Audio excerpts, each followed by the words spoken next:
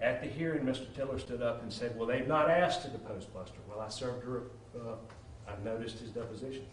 To take his deposition and confine that deposition not to the things he was asked about the first time he was deposed, just the assets, just what he's done, the transactions that he's made and where those things are. And they've refused that, and they filed a motion to quash. So they've clearly shown an intent to secret away the assets, to sell the assets, and to impair the assets. Now, in addition to that, Your Honor, I filed a lis pendens. The Kramer case talks about how that's not an adequate remedy of law, and by the wasting of these assets, that is suffering irreparable harm. Now, the second prong would be likelihood of success on the merits. I contend to the court that showing requires, is tantamount to a meritorious defense of being relieved from a default. We don't have to prove that we're going to win, although we think we're going to win. And I'm happy to go through videos of Paul Murdaugh consuming alcohol in front of his father, Paul Murdaugh being served alcohol, operating a boat, many, many things that we have pled against and contend that Alex Murdaugh is liable for. But in the case of Pelzer versus Hughes, this is 27 South Carolina 408. It's an 1887 Supreme Court opinion. The court said, injunction is defined to be judicial process whereby a party is required to do or refrain from doing a particular thing. It is, however, generally used always before a decree upon the merits, before the judgment, to prevent a mediated wrong, and therefore is regarded more as preventative than restorative and remedial process. When during the litigation it shall appear the defendant is doing or threatens or is about to do or procure or suffer some act to be done in violation of the plaintiff's rights, even though we don't have a judgment, even though we're still in litigation, the court recognized that a temporary injunction may be granted to restrain such act. The court goes on to note it should be borne in mind that a complainant may be entitled to a preliminary injunction, although this right to relief prayed for may ultimately fail. The Court of Equity will in many cases interfere with it by injunction to preserve the property in the status quo during the pendency of the suit, in which the rights to it are to be decided. Now, there's a lot of contention on their side that this has to do with property. But historically, it has always had to do with the ability to pay.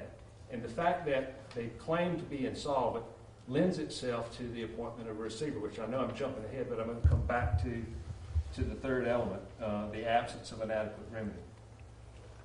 It is not, in the Pelzer case, the court noted that in doubtful cases, the court weighs the nature and extent of the injury which will arise either from the party from granting or withholding an injunction.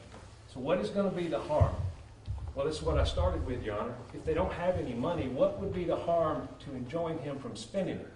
If he doesn't have any assets, what would be the harm from enjoining them from wasting those assets? A perfect example is the Edisto Beach House. The Edisto Beach House has a tax levy notice stapled to the front of it, and the power has been turned off. Even in a foreclosure action, the bank won't cut the power off in the house, because this time of year, to cut the power off to the house, and the power is off in the Edisto Beach House, will cause damage to that house. It will waste that asset. They have removed their property from it, and they've clearly shown an intent to let it go. In addition to that, Your Honor, there are a number of lawsuits that have been filed. Eric Bland is here. He represents the Satterfields. He has sued Alex Murdaugh. Joe McCulloch is here. He also represents Connor Cook, who has sued Alex Murdaugh. And the law firm, Mr. Murdaugh's former law firm, has sued him. One of the things that we are asking for in this second prong, which there's a great degree of overlap between the receivership and the injunction, but the receiver would be able to protect those assets. Not just the tax sale, not just getting the power back on, but to keep defaults from being entered. That's not something we can do with an injunction. That's not something I can do as a real party in interest who's trying to preserve these assets that Mr. Murdaugh has clearly indicated he has no desire to protect. So I think if you look at the Kramer case, there is no adequate remedy at law, because once these assets are gone, there's no ability to attach it. The attachment statute doesn't provide a remedy at law, and the fact that we may be able to appeal, or we may be able to get a money damages award that we can never collect has never been deemed an adequate remedy at law under these circumstances.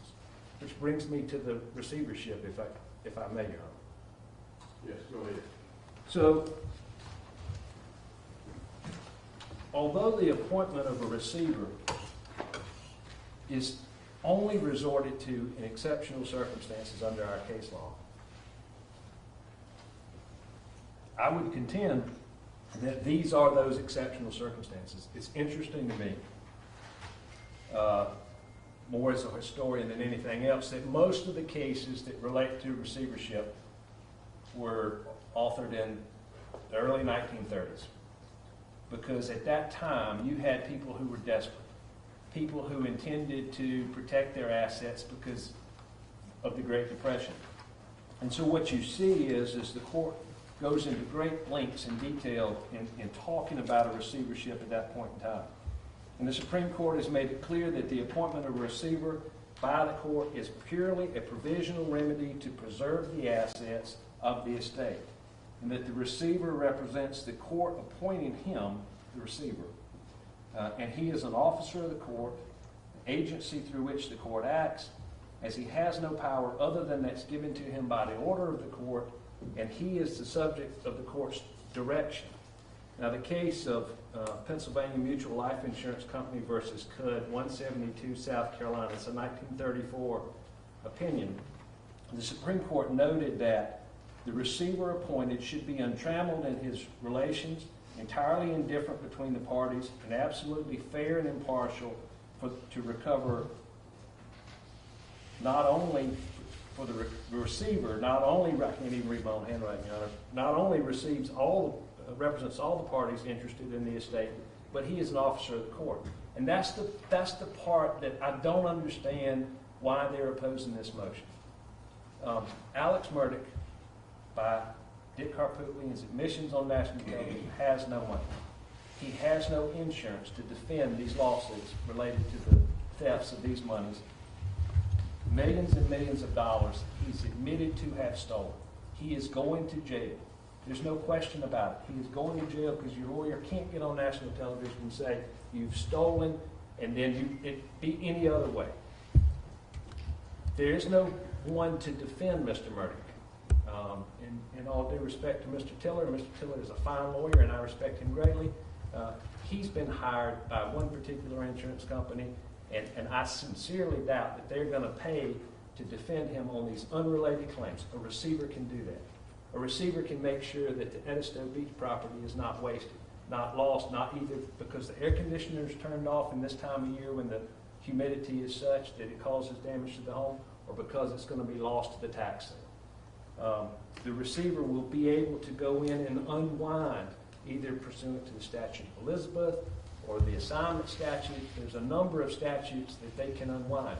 But it's unnecessary for us to waste all that time and all that money on the backside of all of these secret transactions that Buster Murdaugh is undergoing when we could stop it now. And the receiver would be able to stop that. Now, if Mr. Murdaugh has legitimate needs, he has legitimate claims, he has some asset, although he's denied having any assets, he'll be able to go to the receiver.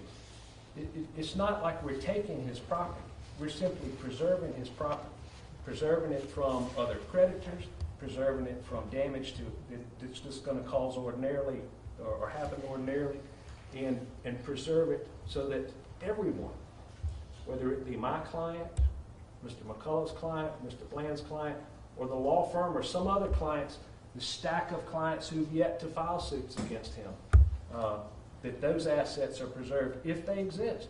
If they don't exist, there's as much to do about nothing. But obviously, he's living pretty well for somebody who has no assets. He's got a crisis manager from a very expensive law firm. He's got a number of lawyers in addition to Mr. Tiller that he's paying for. And he's living pretty good for somebody with no money and is spending a lot of money to not have any. Your Honor, I've handed you a copy of the code that I think is applicable. That's 1565.10. In our initial brief, we talk about subsection 1, which relates to before a judgment.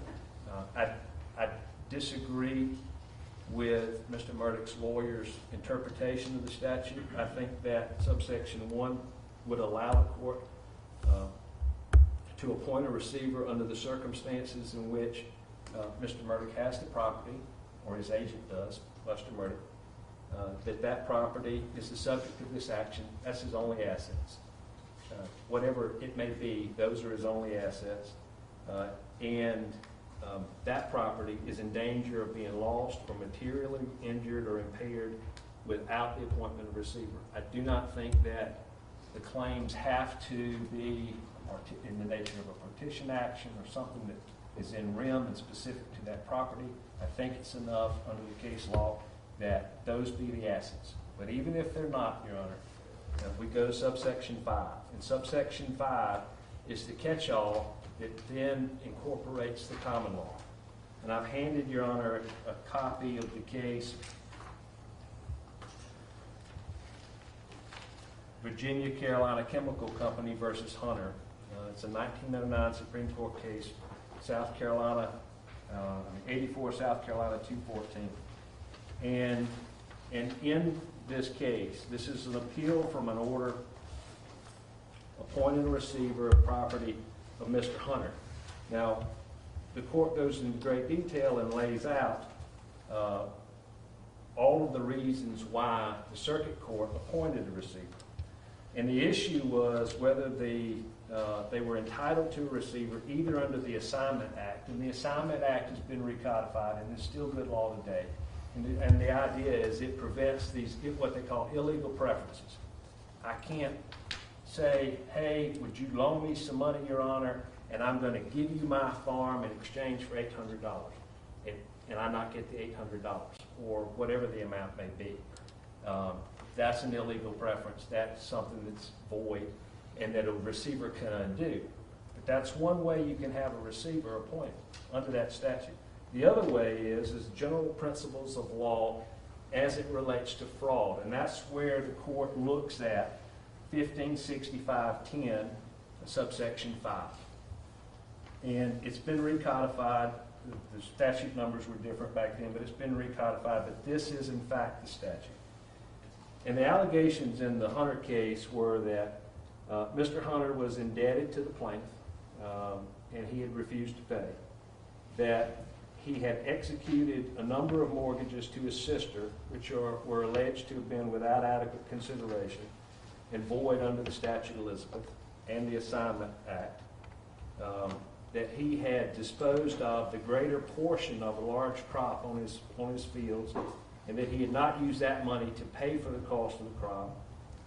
There was a claim that Mr. Hunter had transferred his livestock to his sister without a lack of any consideration, and statements by Mr. Hunter that he had no money, which is what Dick Harpootlian said on national television, is why Alex Murdaugh is not a flight risk twice.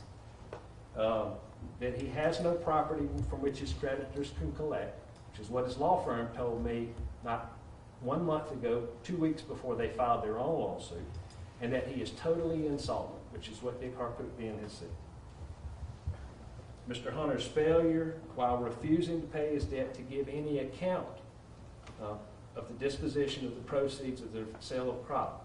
It's the same here, Your Honor. They have refused to answer any questions, produce any documents that relate to their assets. They have refused to allow me to take a deposition limited to what Buster Murdaugh has done since he got this power of attorney and the assets that he's transferred, sold, and otherwise disposed of. The actual insolvency of Mr. Hunter, assuming that everything was true. So assuming, as Dick Harpootlian admitted, that Alex Murdaugh has stolen millions of dollars and he's going to have to owe somebody for that, he is completely and totally insolvent. That was a fact. The conviction of Mr. Hunter for manslaughter and the sentence of 8 years, he's not going to be able to earn any more money. He's going to jail. And so in this case as well, Mr. Murdaugh is going to jail. Not only can he not earn more money from which to pay these creditors, he has no incentive to do so. And the fear there is that he's going to, as the court said, hide the money in parts unknown. And his design to reduce all of his assets to cash and leave the state for parts unknown. So that's what they're doing here. We've shown you a copy of the resolution where the hunting club, this Green Swamp Hunt Club share was sold. I understand it was sold for somewhere in the neighborhood of $250,000. They have a Grady White boat, and this is a share in 7,000 acres of property along the Savannah River, Your Honor. They have listed their boat. There were a number of farm implements and large tractors at the Moselle property. I understand that Buster Murdaugh has sold those for cash. And so on and on. The court concluded in the Hunter case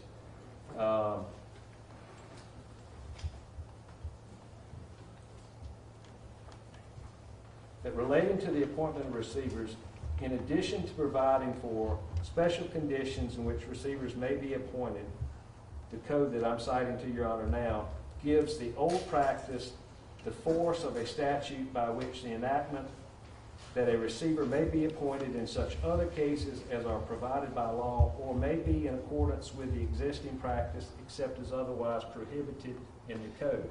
Meaning that we're going to continue to allow the court to exercise its inherent authority as a court of equity to protect the people and the things that need to be protected. And that's codified in 1565-10. The first inquiry is whether the record shows a case warning the appointment of receiver under the general jurisdiction and practice of the court of equity aside from the special provisions of the Code of Procedure and the Assignment Act. The taking of property from the hands of the owners and placing it in the hands of a receiver always has been regarded by the courts as a severe remedy to be applied with great caution. The inquiry is whether the plaintiff, who has not yet reduced his claim to a judgment, has made a prima facie showing that the defendant has planned to use and dispose of his property so as to defeat the claims of the creditors. We can stop right there, Your Honor. They filed a brief in which they argue this technical argument that, well, the injunction doesn't have to do with the property, because that's not the subject of my action. They've equally argued that the receivership is inapplicable because it doesn't have to do with the property. But the court has made clear when we show that the defendant has planned to use and dispose of his property so as to defeat the claims of others, then a receiver is appropriate and should be appointed. You can look at the execution of the power of attorney, the day that Mr. Murdaugh was arrested the first time, and then the satisfaction of a $970,000 debt that was owed to Mr. Murdaugh by his friends. That is enough to indicate that they intend to use and dispose of the property and to avoid the claims of the creditors. The court goes on to note that when a businessman, merchant, manufacturer, or farmer disposes of large resources and then, professing to have nothing, leaves his debts unpaid and gets his creditors at arm's length by refusing to give an account of his property or to take any interest in the satisfaction of their claims, the court is warranted in drawing the inference that there has been a fraudulent disposition of the property. That's the case here, Your Honor. That's the reason that you should appoint a receiver. Specifically, you should appoint Mr. Legg and Mr. McCoy so that Mr. Murdaugh's assets can be protected, that the court can oversee the administration of those assets. It will not be a cumbersome process, although it is a very lengthy and possibly detailed process, but they are willing to do it. The receiver would be paid based on a collection, a percentage of what they collect, so it's not going to cost the court, it's not going to cost the claimant. It's a risk that they're taking, but we believe that it's appropriate in these circumstances, and we would ask the court to not only appoint Mr. Legg and Mr. McCoy as co-receivers over the assets as outlined in the affidavit that I've given you. We would also ask that you enjoin the Murdaughs from any further wasting of the assets and spending the cash for the assets they've already converted. Thank you, John. All right. I do have a question. Yes, Before sir. I get to the filler. You helped educate Judge Hall, and I believe you've also asked that Amy Hill be appointed as the attorney for the co-receiver. Is that right? I believe that's right, Your And Honor. I just have a simple question about, I know initially she was involved in this case and was an attorney for Mr. Murdaugh and filed a brief on his behalf. Just help me understand her involvement now. I don't know, she's here. I don't think that's correct. But Your Honor, I haven't filed any briefs on behalf of Murdaugh. I'm sorry.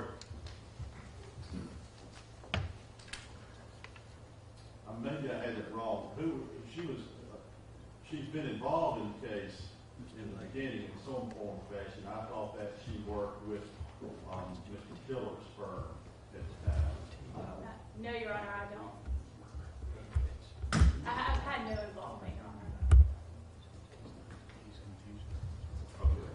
All right, you answered my question. Okay. Your Honor, Thank you you, Your may be Honor. speaking of Amy Bauer, who is Okay, in jail. there we go. Another Amy. oh, I'm sorry. Sorry. Mr. Griffiths, will. All right. I'm sorry. But yes, it was another Amy, so I appreciate you clearing that up for me, Mr. Tiller. So you answered my question. I'm satisfied with that. All right, Mr. Tiller, I'll be glad to have a response. And then Mr. Tinsley, when Mr. Tiller finishes, I'll give you an opportunity for a brief response, and then we may come back and allow Mr. Tiller to respond. Thank you, Your Honor. All right, Mr. Tiller. Thank you, Your Honor. Suits the court, I'm going to use the podium. Yeah, and if I'm looking down while y'all talking, I don't mean to be showing any disrespect. I have the file in front of me electronically, and I'll be following along, and I also have hard copies of information here today. So I may be looking down, but I'll be listening. Understood, Your Honor. Thank you. My name is John Tiller. I'm here on behalf of Alex Murdaugh and his son, Buster Murdaugh. Judge, what the Beach family is asking for you in this case is extraordinary relief that has not been ever provided for in my looking through the case law in a tort action. We're here about a boat collision which occurred in February of 2019, and the plaintiff's initial brief, the brief they filed this morning in response to our response, all centers around one issue, and that is an apparent concern about their ability to collect a potential judgment. And I want to repeat potential judgment because that's very important. We have found no cases that sound in tort law that support their position as it relates to either an injunction or a receiver.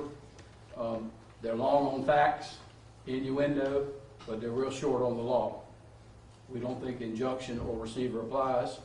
Under the injunction motion, Your Honor, they must satisfy all three elements that Mr. Tinsley referred to. First, obviously, is irreparable harm. We cited the United States Supreme Court case in our brief, wherein the United States Supreme Court said the possibility of inadequate compensation weighs heavily against entering an injunction.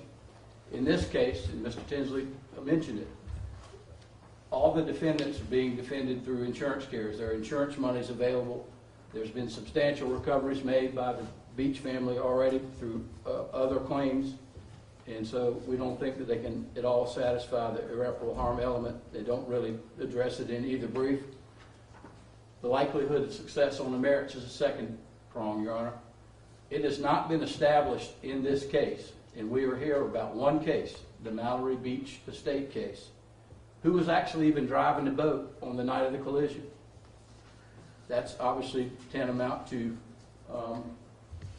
a real issue about the likelihood of success on the merits. Excuse me 1 minute, Your Honor. Put something aside.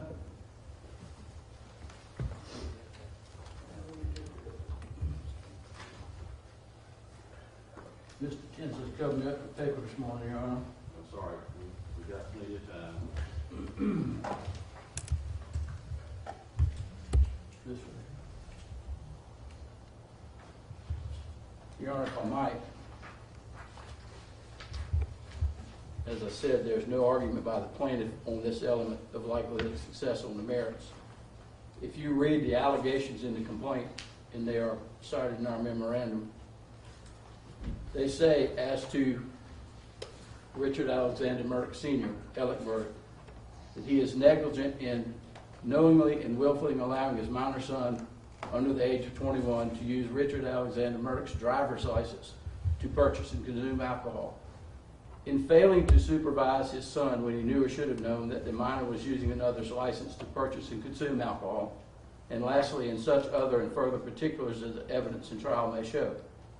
And as to his son, who's known as Buster Murdaugh, the allegations are that he is negligent in knowingly and willfully providing his minor brother under the age of 21 with his driver's license for the purpose of purchasing and consuming alcohol by minors, including his brother, in knowingly and willfully allowing his minor brother under the age of 21 to use his driver's license for the purpose of purchasing and consuming alcohol by minors, including his brother, and in such other and further particulars as the evidence in trial may show.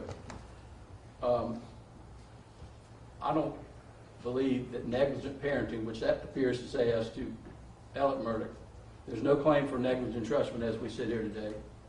I don't believe that that potentially is a cause of action that they can prevail on. No reported decisions that support the claim that would allow the plaintiff to satisfy the elements of negligence as to Buster Murdaugh as it relates to duty, proximate cause, or foreseeability.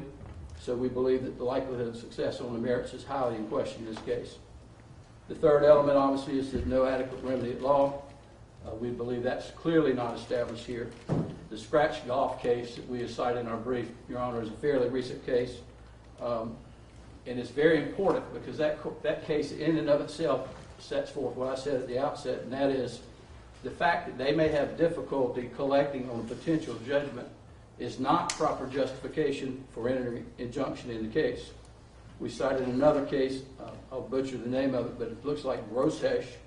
In that case said that an injunction may be appropriate where the property is the subject of dispute. And that there's no property in dispute here, Judge. This is a tort action seeking money damages for the wrongful death of Mallory Beach. So we don't believe they can satisfy any of the elements that would support the court entertaining and entering an injunction in the case. Obviously, Your Honor, we take great exception to their request for appointment of a receiver as well. Again, the case law outlines what a drastic remedy that is, and the cases that discuss the receiver appointment all say that the appointment of receivers should be done with great reluctance and caution. Frankly, Your Honor, we don't believe that the statute permits it. If you read the elements, got them in here as well. I think Your Honor is well versed in them, but I think it's very important as we look at this in the context of what kind of case we're dealing with. But under 1565.10, it says that the applicant must show, number one, an apparent right to property, which is number two, the subject of the action, number three, in the possession of an adverse party, and number four, in danger of being lost, materially injured, or impaired. If you look at those elements, Your Honor, there is no property in dispute here. This is, again, a tort suit for money damages. This doesn't involve real estate. I understand there's been a lot of public scrutiny of this case and Mr. Murdaugh and other activities, but we're not here about that. We're here about the Mallory Beach case. Mr. Tinsley cites down to the fifth provision where it says a receiver may be appropriate as provided by law or may be in accordance with existing practice. I know of no other instance I've seen, Your Honor, where someone comes into court and says in a tort suit that they want a receiver appointed. If you take the plaintiff's logic to the next level, every case that lawyers file in which they believe that there may be inadequate or no insurance, everybody's going to move to appoint a receiver. If we're opening that box up, I don't think that's something that the law it imagines or even contemplates at all. The plaintiff makes a bold and sweeping statement in both their initial response as well as what they provided to the court and me this morning, that they apparent right to these assets. I don't fathom how we get to that point when we're not even close to a trial. We're still in discovery. The fact that there is some issue about whether they believe they can collect against those judgments is to be determined later. We are way in advance of any potential judgment in this case, and we fully intend to continue to defend the case. Last, we would say, Your Honor, that we see and we hear about the Hunter case. I don't think the Hunter case has any application here. It again did not deal with a tort suit seeking money damages, so we would ask you to deny both the motion for an injunction and the receiver. Thank you. All right, thank you, Mr. Tiller. Mr. Griffith, Yes, sir. do you have a dog in this fight? I may have a dog in the fight, which is down the road, which I think is what everybody's talking about. So I do. And the reason I say that For is, the record, you represent Parker. I represent a co-defendant in this case, Your Honor. You do not represent Mr. Murdaugh or any of his assets. Well, I do not represent Mr. Murdaugh or any of his assets, but it may be at some point in time I have a claim to those assets, depending on how the court were to rule on the jurisdictional issue of state law versus maritime law. For purposes where we are today, I'll be glad to hear from you. Yes, sir. And very briefly, too, is we do agree that the court does have standing to hear this motion and just this motion, while there have been at least 2 others filed just like this. And at this point, as I said, I believe that my client does have an interest in this motion because of a potential recovery against Mr. Murdaugh's assets down the road should maritime law apply. Now, with regards to that, we agree that there is a need to preserve assets and that is important. And with regards to the injunction, we would assent to that or agree with that the court could apply an injunction. However, we also think that the use of a receiver is not proper based on the reasons that Mr. Tiller has stated and that the issues that if you look at them, concerns for us on that is that the receiver might actually deplete assets that would be available sometime down the road to all the parties involved in this case. They're going to be paid, we just learned today by Mr. Tinsley that they're going to be paid a percentage of the assets. This is going to deplete the estate. The court could use a different method such as attachment, which is referenced in Mr. Tiller's brief, as a way to avoid any of these assets being given away or transferred, just as well as the injunction, which could be served on Mr. Murdaugh Jr., Buster Murdaugh, so that if he actually transferred any of these assets from now on, he would be subject to criminal contempt and that he could go to jail for those transfers.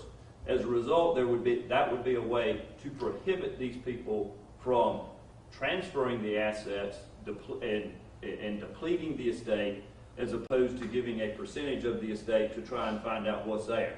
Throughout the course of discovery, as we are still ongoing, and Mr. Tinsley has asked that Mr. Young, Mr. Murdaugh, Buster, be redeposed.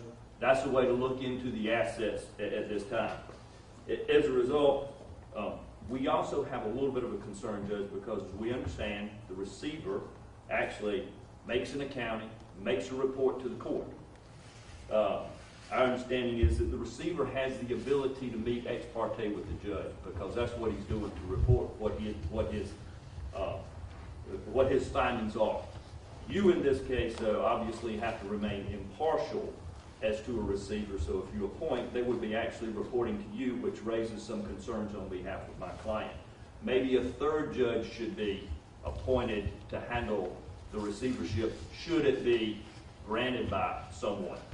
And let me say, that is no reflection on you, Judge. We want you to keep this case. We want you to have the Connor Cook case. I've talked with Mr. McCullough about how to go get that. Let me stop that right now. Yes. Court administration has informed me that a particular judge will not be assigned to the other 3 civil cases. And I was informed of that this morning. So this is, I have this case, a particular judge is not going to be assigned to those cases. Okay. In other words, I assume it's going to, if if lawyers have motions on those, they need a alert court administration, and I don't know whether the chief administrative judge in that circuit will then divvy it out to somebody to hear it, but Judge Hall's not going to be appointed on those cases. Okay, Your Honor, again, that's news to me. I just want you to know, we like the idea of having some continuity in ruling. I don't think we have an administrative judge down there who has not declared a conflict in this case. I'm not sure how that's going to be handled, but Yes. that's what I was informed by court. So, certainly, and we'll take that up with Mr. McCullough at the proper time for this hearing. So, but if I move on, I mentioned attachment, restraining order, or the ways that we think to preserve the assets, because that does not deplete the assets. The court has the power without having the communications with the receiver, and in that regard, we think that probably the other two parties should have some same concern, because as you said, you only have jurisdiction over this case from the time it was assigned to you. There are other assets, as Mr. Tiller mentioned, that there was a division between the wrongful death and the conscious pain and suffering, which may have an effect on allocation down the road. Again, that's down the road issues that we're talking about, but if maritime law applies, then I believe that my client would have a right to try and have the assets preserved, and we feel like the best way would be through the restraining order and the attachment. Thank you, Judge. Mr. Griffin. Mr. Pennington. Your Honor, let me start with this idea that any time that a party believes that there may be an inadequate pot at the end of the day to compensate their client, that receivership would be appropriate under my argument. That's not the case at all. In the Pelzer versus Hughes case, and I've referenced it a couple of times, the court noted that as to the appointment of a receiver, the appointment may be made by a judge in chambers. It is a stronger measure than that of an injunction, in that the effect is to transfer the custody of the property in controversy from a litigant to a third party under the direction of the court during the litigation. It is not so much in the nature of attachment as sequestration. The proceeding generally is salutary in operation, tending to prevent loss, promote justice. However, it is well settled that it is not allowable in every case. And if you look at the statute, I'm not suggesting it's allowable in every case either. What I'm saying is that when you show that there is fraud, and as the Hunter case points out, when there is fraud and clearly an intent by the defendant to hide his assets, to secret away these assets, to waste these assets in his favor, under those circumstances, under our common law, and as codified in 16,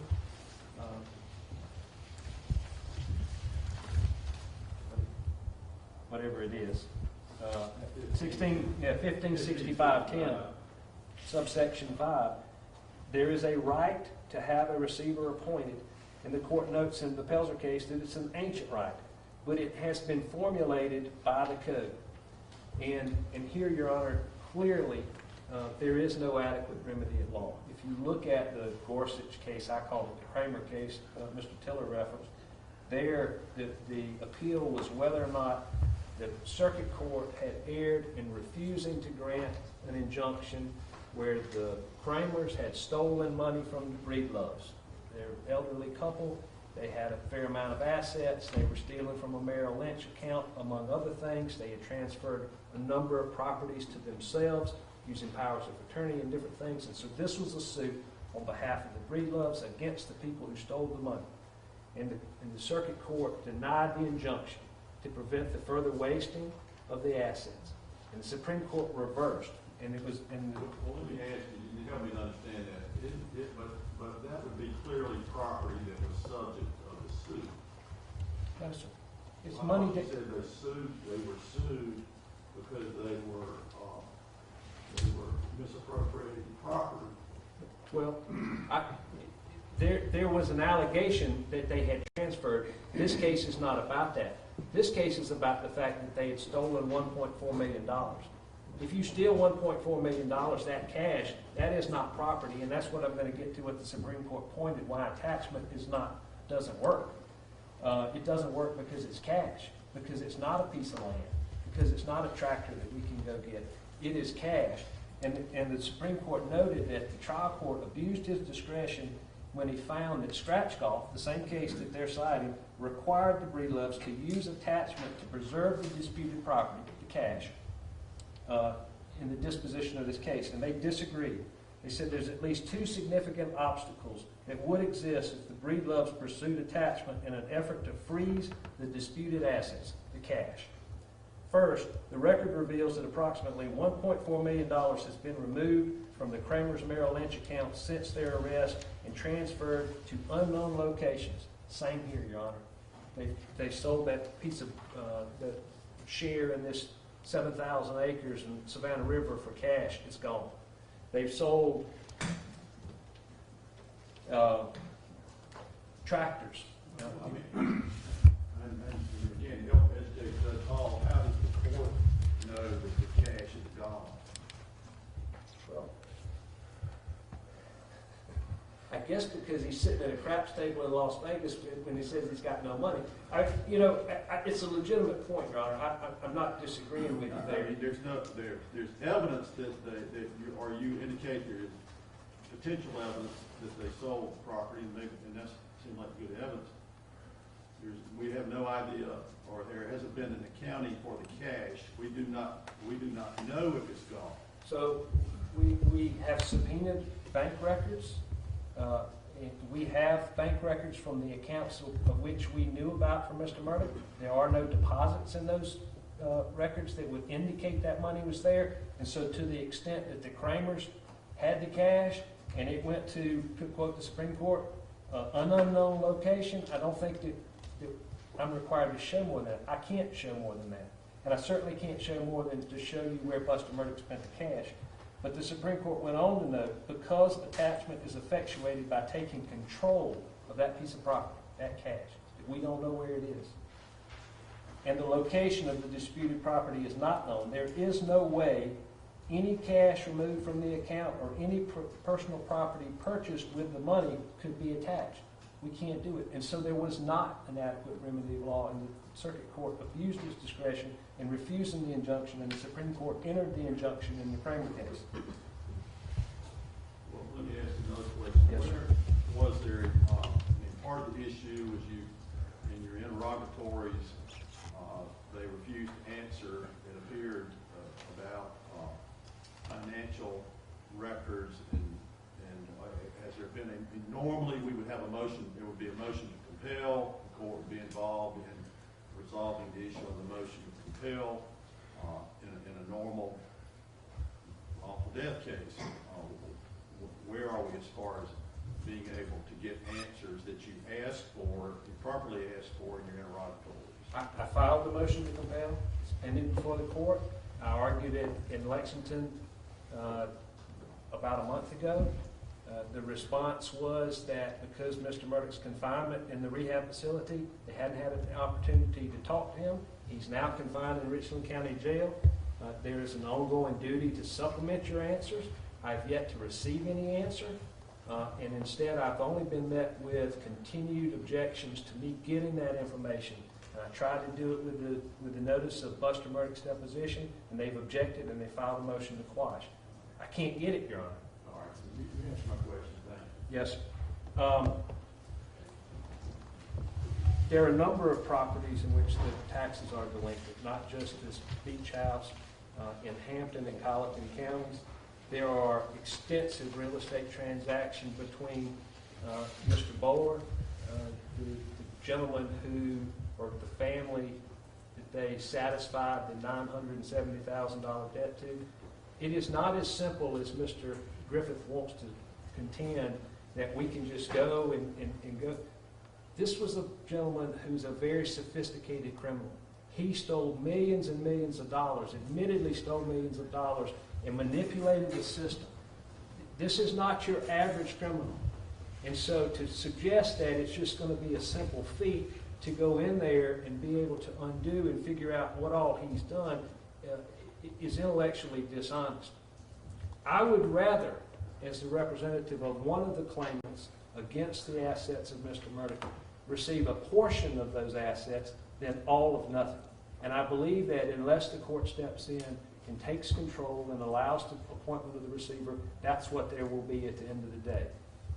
That Dick Harpootlian's prediction that he's got no money will be the truth at the end of the day. But they've got money right now, Your Honor. They couldn't do this. They couldn't pay Jim Griffin $750 an hour to get on television and give interviews. They couldn't pay a crisis manager if they didn't have money. Those people don't work for free.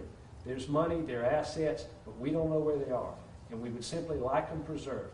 If Mr. Murdaugh has some claim, some need, something that comes up that where he needs money, he can petition the receiver to get that. If it's an attorney fee, if there's some other reason that he needs some money, but he's already paid these lawyers a lot of money. Not these lawyers, his other lawyers, his criminal lawyers. This is not a burdensome process. This is a process to do justice. This is a process to protect everyone. Protect Mr. Murdaugh from conceding, from rolling over and allowing default judgments to his friends, and so that they jump in line, which would be an illegal preference under the Assignment Act. It is a way that we protect the assets. It is a way that we protect all the claimants, including these people who may not even know their money's stolen. If you enter into a structured settlement that indicates that in 10 years you're going to start getting your payments, you may not even know he stole $89,000 or $750,000 or $65,000 from you. You don't even know it yet, but it's coming. Thank you, Robert. Thank you, Mr. Tibbs. Any response, Mr. Taylor? Very briefly, Your Honor. Still hadn't heard any argument from the Beach family about the boat case. That's what we're here about. We're still talking about exactly what I said at the outset, and everything Mr. Tinsley said just now supports that. It's all about their concern about collecting the judgment. Your Honor brought up exactly my point I was trying to make earlier. Didn't get specific about it because I didn't want to get into the specifics of a lot of things I probably don't know about, but what you have that's of record that might be of evidence is a power of attorney. I've seen it. It's in favor of Buster Murdaugh, signed by his father. Minutes of a hunt club. What is that evidence of in his transaction? I haven't seen that. A photograph of one of the Murdaughs out of state. A claim that there is the power shut off at Edisto Beach House. Taxes are delinquent. There's none evidence before the court of any of that stuff. We're all back to the same issue. They're worried about collecting the judgment. There's ways to go about doing that, and it's not through an injunction or receiver. All right, thank you. Mr. Griffin, anything you want to add? Not with regard to this issue, no, sir. Thank you. All right, thank you. All right, I think that's the only issue that was before the court today. Is that right? That's correct, Your Honor. There. All right, then that concludes this hearing. I do know that there are some other issues pending in the file. Anytime y'all want to set the hearing up, that notify my clerk, Greg Seaborn here is my clerk. He'll be glad to set that up. We might have to work around my schedule, or of course, y'all had to travel a little further this time than last time. I'll make every effort to try to come closer. On the other hand, we may have to do some of this up in York, which is where I'm going to be probably for the rest of the year. But I'll try to work with you if we can, if we need to have hearings on other issues, then I'll try to come a little bit closer to you. All right? Thank you, Your Honor. Thank you, Judge. I'm going to take it under advisement. I'll issue a ruling by the middle of next week.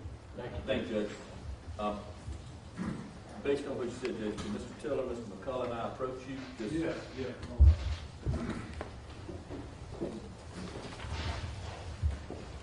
All right, we're done. Y'all.